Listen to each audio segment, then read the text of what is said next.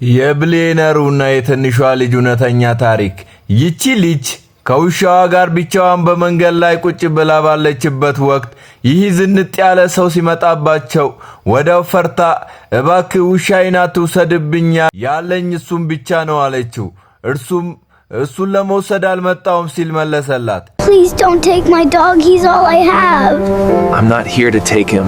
ታሪኩ ሲጀምር አንድ ሚስት የሞተችበት ቢሊየነር ዋና ስራ አስፈጻሚ ሲኢኦ በገና ዋዜማ አንዲት ትንሽ ልጅና ውሻዋን በቆሻሻ ላይ ተኝተው አገኛቸው።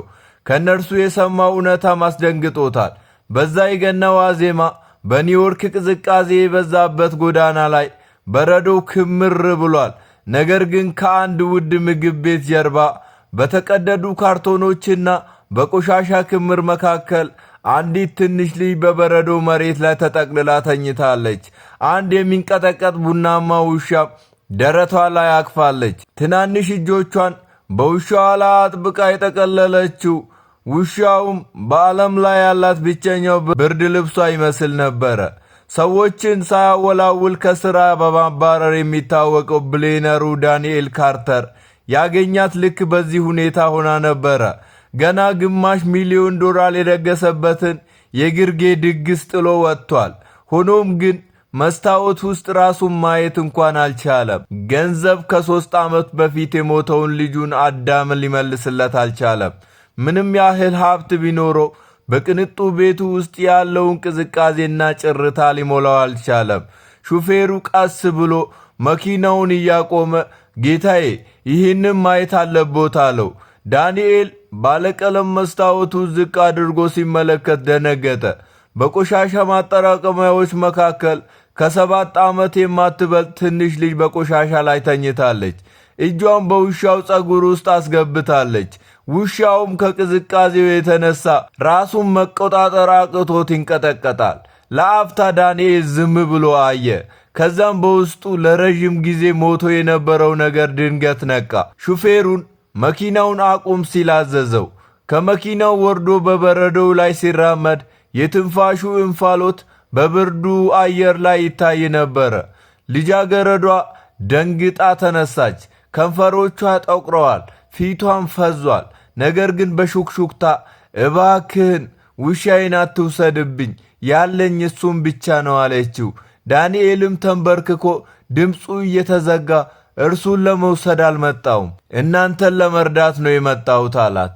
ስሟ ሊሊ ይባላል። ውሻው ደግሞ ማክስ ይባላል። በጎዳና ላይ ለ2 ሳምንታት ቆይተዋል። እናቷ ሆስፒታል ገብታ ለመጨረሻ ጊዜ ካንቀላፋች ቀን ጀምሮ እዛ ቦታ ላይ እንደከተሙ ተናገረች። ይሄን ስትናገርም አለቀሰች። ከዓለም የተረፋት ብቸኛው ነገር እርሱ ይመስል ውሻዋ ማክስን አጥብቃ አቀፈችው። ዳንኤል ኮቱ ሰጣትና ወደ መኪና ተሸክሞ ወሰዳት። ማክስም ብቻውን መቅረት ስላልፈለገ አጉረመረመ። ዳንኤልም እሱም አብሮን ይሄዳል አለ። ቤት እንደደረሱ በብርድ ልብስ ጠቀለላት። ሙቅ ቾኮሌት አዘጋጀላት እና ከእሳቱ ዳር ከማክስ ጋር እንድትተኛ አደረገ። በዛች ምሽት ላፕቶፑን አልነካም። ምንም አይነት የሥራ ስልክ አልመለሰም። ዝም ብሎ ሲተነፍሱ ይመለከታቸው ነበረ። ጠዋት ሲነጋ የፓንኬክ ሽታ አሸተታት። እርሷም እየሳቀች ነቃች። ዳንኤል ለዓመታት ምግብ አብስሎ አያውቅም ነበረ።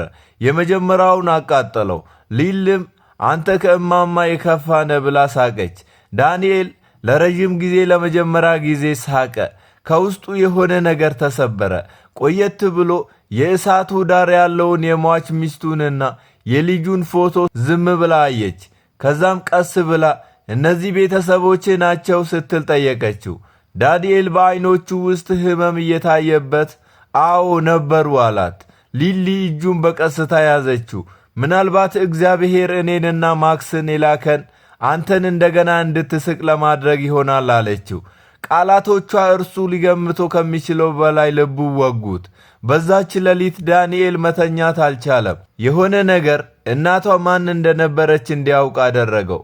ረዳቱን ደውሎ ከሰዓታት በኋላ እውነቱ መጣ።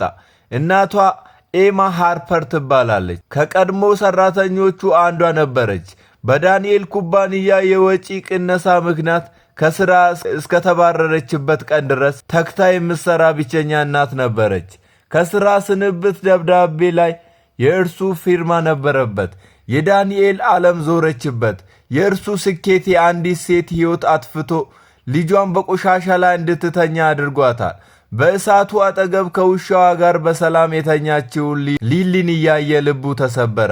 ስኬት ማለት ማሸነፍ ነው ብሎ ያምን የነበረው ሰው አሁን ግን እንደሷ ያለ ልጅ በብርድ ላይ የሚተው ከሆነ ስኬት ምንም ማለት እንዳልሆነ ተረዳ። በማግስቱ ጠዋት ውሳኔውን አስተላለፈ።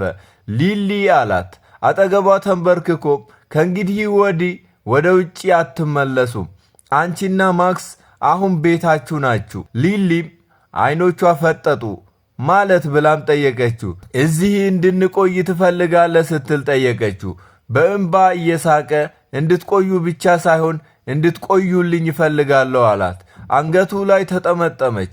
ማክስም ጭራውን እየቆላ ጮኸ። ዳንኤልም ለዓመታት ጠፍቶበት የነበረው ሰላም አገኘ። በሚቀጥሉት ዓመታት ዳንኤል ካርተር ቤት ለሌላቸው ቤተሰቦች መጠለያና ለተጣሉ እንስሳት ማሳደጊያ የሚገነባ ዋና ሥራ አስፈጻሚ በመባል ታወቀ። ለዚህ ሁሉ መነሳሻ የሆነ ምንድነው ተብሎ ሲጠየቅ እርሱም ሁል ጊዜ እንዲህ ይላል፣ የኔ ስኬት የጀመረው አንዲት ትንሽ ልጅና ውሻዋን በቆሻሻ ላይ ባገኘሁበት ምሽት ነው ይላል። እነሱ የእኔን ገንዘብ አልፈለጉም፣ የፈለጉት ልቤን ነበረ።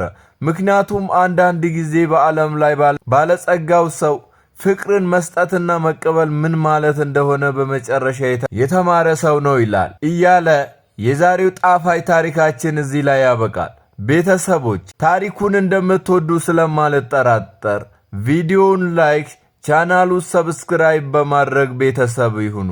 መልካም ጊዜ። በሌላ ጣፋጭ ታሪክ እስከምንገናኝ ቸር ቆዩ።